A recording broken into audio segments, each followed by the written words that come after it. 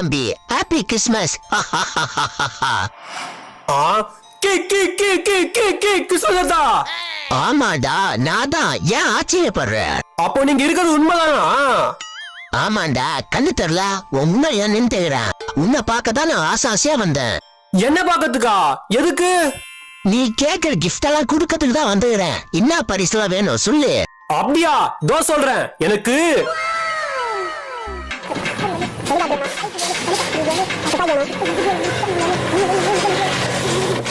இது எல்லாமே வேணும்.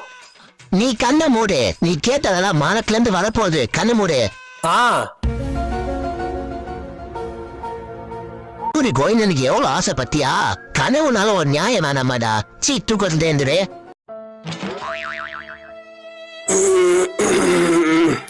கனவா?